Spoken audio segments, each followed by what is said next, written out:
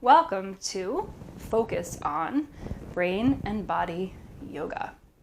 So in this practice this week, we incorporated some other things in addition to yoga to keep the brain functioning properly.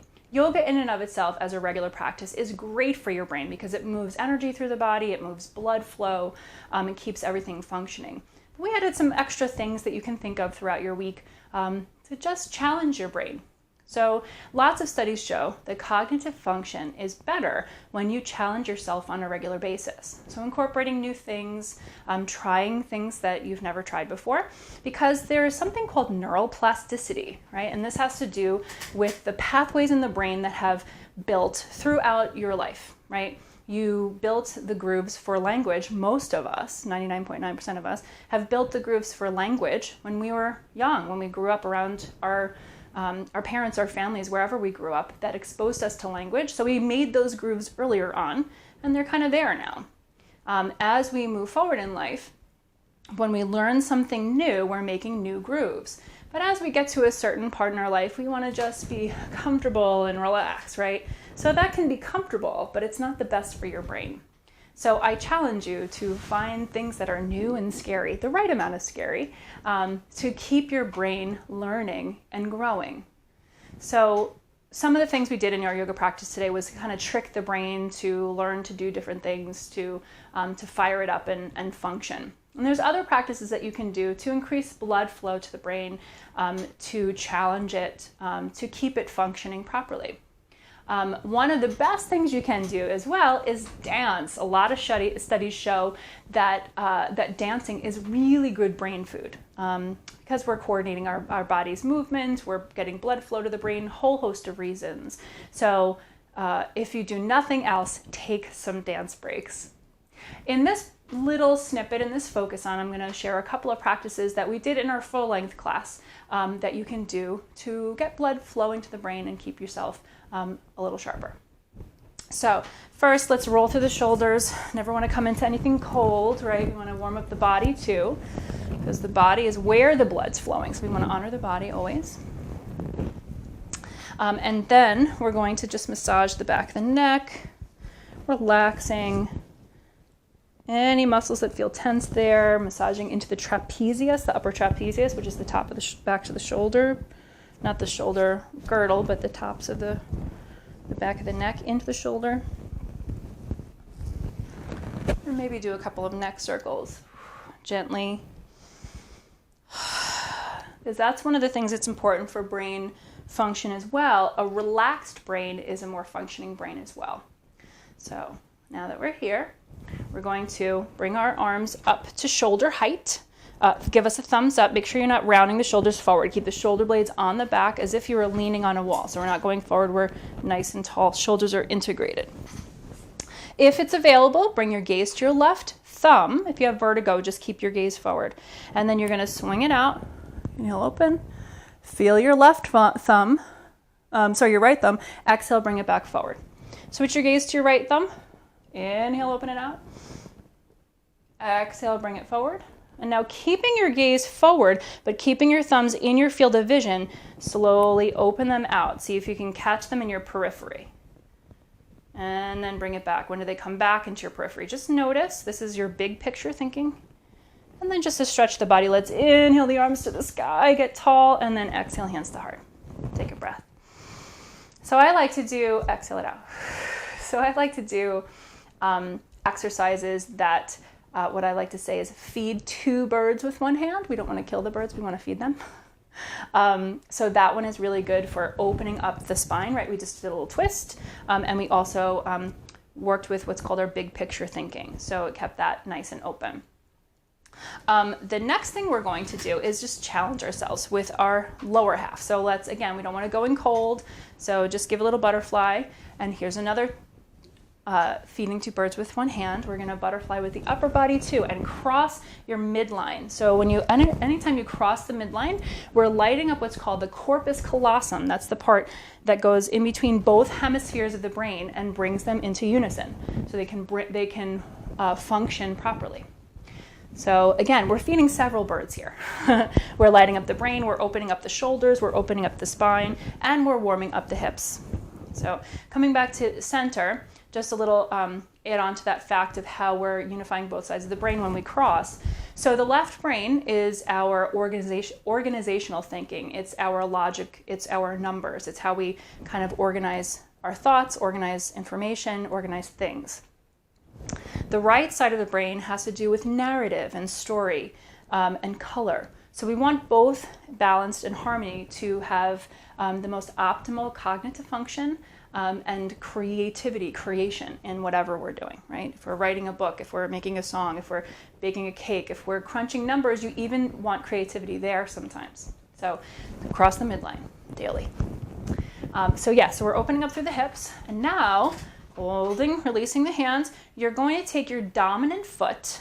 I'm going to mirror, so I'm using my non-dominant. And you're just going to lift your foot and write your name in the air using cursive. No one's judging the writing, just do the best you can.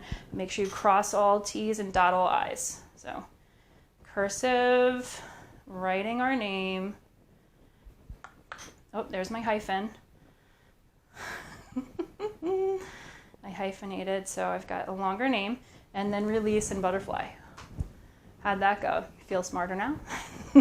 That also, doing something, how often do you write with your feet, right?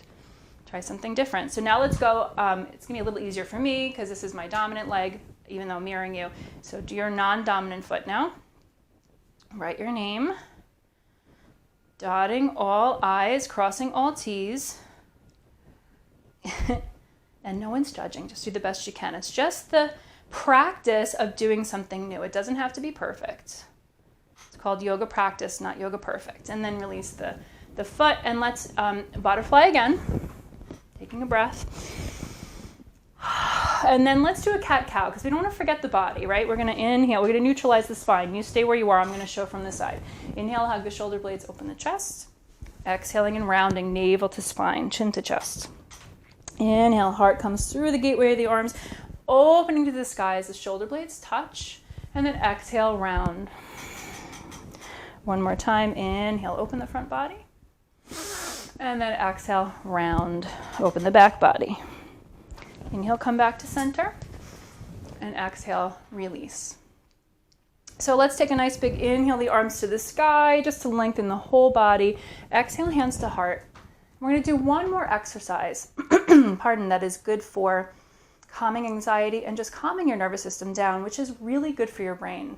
There are a lot of studies that show a relaxed brain is a more creative brain, is a more productive brain. When we push, like in our culture here in America, if this is where you're watching from, there's like the busy badge, right? What are you busy with? We kind of prize like go, go, go. I can push myself really hard.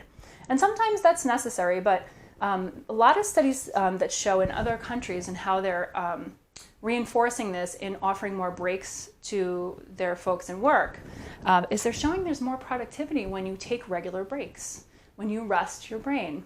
We can't keep processing. We need that rest and digest. So one of the positions you can do is extend your arms out, flip your palms so the backs of the palms together.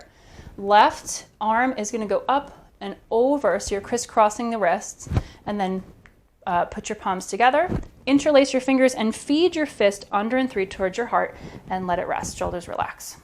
You're going to take your left ankle over your right, and then you can even extend the legs if that's more comfortable. So either way, and you're just going to pause here. Make sure you're not slouching, but just breathe. So this is a way to just kind of, already I feel my nervous system kind of calming, slowing, relaxing. So if you're on a break and you don't have much time for a break, this is something you can do to really relax. But take little breaks as best as you can.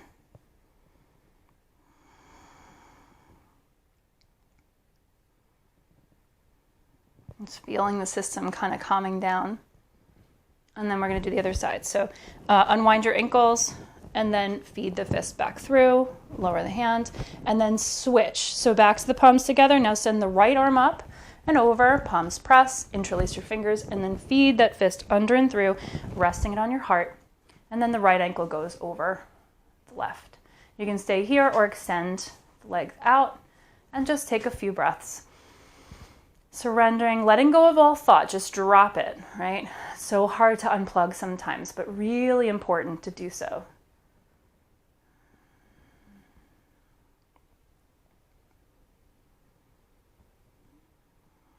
Take maybe 1 or 2 more breaths here. Just feeling your nervous system softening, relaxing. If you ever noticed, if you've ever tried meditation, sometimes when I sit down for a meditation, if I haven't stopped for a while, all these things start to surface. And sometimes I'll leave a notepad next to my chair where I'm meditating. Like, oh, I thought of this thing because I calmed myself down and I softened my mind. So I was like, oh, I forgot about that. Put that down and then come back to stillness and breathe. Kind of like a phone dump of your head or idea dump. And then when you're ready, feed the fist through, lower the hands, unwind the ankles, and release. So those are some things that you can do to help your brain function more properly. As I said, dance breaks are really great. Make sure that you take them regularly. And I hope you found this helpful. If so, drop me a like and a comment to let me know what you'd like to see more of and what you find helpful. This is all about lifting each other up. So thanks for watching, and we'll see you next time.